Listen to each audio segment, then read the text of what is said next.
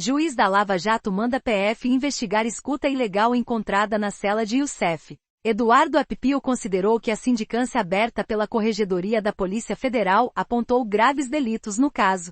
O juiz Eduardo Apipio, da 13ª Vara Federal Criminal de Curitiba, determinou que a Superintendência da Polícia Federal, PF, no Paraná instaure um inquérito sobre a escuta ilegal que foi encontrada na cela do doleiro Alberto Youssef à época em que ele esteve preso na carceragem da corporação. O magistrado considerou que sindicância da Corregedoria da Polícia Federal sobre o caso apontou indícios concretos e documentados acerca do cometimento de graves delitos, em tese na referida carceragem. Os relatórios da Polícia Federal foram encaminhados à 13ª Vara Federal Criminal de Curitiba em maio, após determinação de Apipio. Segundo o magistrado, a defesa de Youssef tentava acessar a investigação interna da PF há 9 anos sem sucesso. O juiz da Lava Jato então analisou a íntegra da sindicância e decidiu oficiar a PF no Paraná, sob o argumento de que é dever de toda e qualquer autoridade pública encaminhar notícia de fato supostamente criminoso à autoridade policial. Assim, a Superintendência Regional foi instada para que, querendo, instaure o competente inquérito policial para a rigorosa e necessária apuração dos fatos. Ao todo, a Polícia Federal abriu 4 sindicâncias sobre a escuta encontrada pelo próprio Youssef em sua cela. O grampo teria captado diálogos do ex-doleiro entre 17 e 28 de março de 2014. O primeiro procedimento sobre a escuta, aberto ainda em 2014, acabou arquivado sob o argumento de que não foi identificada infração disciplinar durante as apurações. Na ocasião, a conclusão da PF foi a de que o grampo estava inoperante.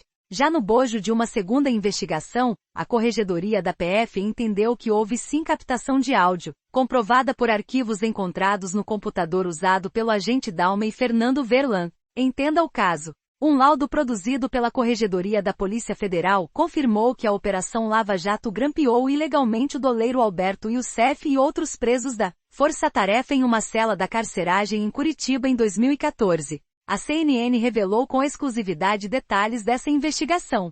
A defesa de Youssef passou anos sem ter conhecimento do resultado dessa investigação por conta de negativas do ex-juiz da Lava Jato, Sérgio Moro. Na sexta-feira 19, uma reportagem publicada na coluna Radar da revista Veja, e confirmada pela CNN revelou que a defesa de Youssef planeja acionar a Justiça Federal em Curitiba para anular as condenações do doleiro e seu acordo de delação, que foi fundamental e serviu de abre-alas para a operação em 2014. Como a história começou.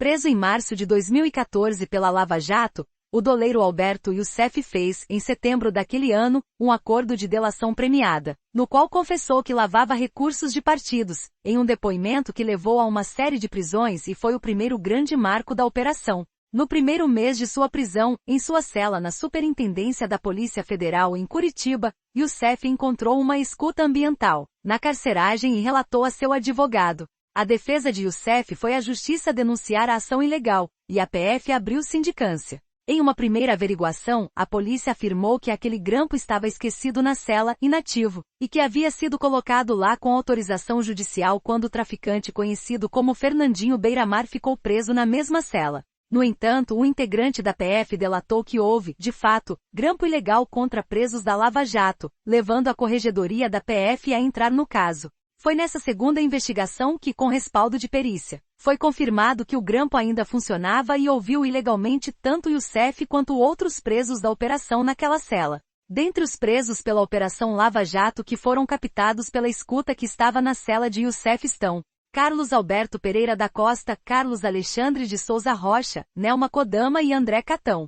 A CNN apurou que o laudo dessa investigação da Corregedoria da PF foi solicitado ao menos 3 vezes pela defesa do doleiro, mas o então juiz da Lava Jato, Sérgio Moro, negou. Com a saída de Moro do caso para entrada na política como ministro do ex-presidente Jair Bolsonaro, PL, uma nova petição foi feita ao atual juiz responsável pelos processos da Lava Jato, Eduardo Apipio, 7 anos após a Corregedoria concluir a investigação. Em 2023, Apipio reavaliou o pedido da defesa, negado anteriormente por Moro, e concedeu o acesso a toda a documentação que até então estava sob sigilo. A CNN entrou em contato com todos os nomes citados que teriam sido ouvidos pela escuta ilegalmente. O advogado Santiago André Sunco, que representa Nelma Kodama, disse que solicitará acesso aos áudios para que também tome ciência de seu conteúdo. E registra desde já ser inadmissível no Estado democrático de direito os órgãos de persecução e investigação adotarem medidas alheias àquelas que estão legalmente previstas. A advogada Giovanna Menegolo, que representa Alberto Youssef, confirmou acesso ao laudo pericial e afirmou que deve tomar as medidas legais cabíveis. Isso não pode ser admitido sob hipótese alguma no Estado democrático de direito. A defesa de André Catão disse que não tem manifestação a fazer. Os detalhes da escuta ilegal da Lava Jato. A CNN teve acesso aos detalhes do laudo da investigação da Corregedoria, que mostraram como o grampo chegou lacrado à Polícia Federal. Os policiais questionaram o perito responsável se seria possível reativar dados que porventura tivessem sido apagados da escuta, e a possibilidade foi confirmada. No relatório da perícia, consta o nome do arquivo recuperado da lixeira e foram apontadas as datas que indicam o início e o término das gravações. Youssef e outros presos da Lava Jato foram monitorados entre os dias 17 de março de 2014 e dia 28 daquele mês, ou seja, por 12 dias. Faz-se necessário os seguintes esclarecimentos. No último áudio, dia 28 de março de 2014, o áudio foi interrompido prematuramente devido à descoberta do dispositivo. Tal conclusão pauta-se pelo som causado pelo manuseio do receptor por quem o encontrou relatou a perícia no laudo, indicando o dia em que Youssef descobriu a escuta em sua cela. O perito responsável acrescentou ainda que o conteúdo dos áudios possui diversas passagens que levam a inferir que os interlocutores sejam presos da Operação Lava Jato, encarcerados na cela da PF no Paraná. A perícia aponta algumas gravações específicas para corroborar a afirmação de que houve escuta contra presos da Lava Jato, acrescentando que há inúmeras outras passagens indicando ser o local das gravações a custódia da Superintendência da Polícia Federal. No primeiro dia de gravações, 17 de março de 2014, alguns já se identificam como Carlos Alberto Pereira da Costa, Carlos Alexandre de Souza Rocha e Alberto Youssef. No segundo dia, dia 18, conversam a respeito dos itens apreendidos, entre eles, pinturas, canetas e bebidas. Tal fato foi noticiado na mídia naquela data, acrescenta a investigação. Em seguida também aparece uma outra presa pela Lava Jato nas escutas, Nelda Kodama. No terceiro dia, um outro preso aparece e se identifica como André Catão, acrescenta a investigação.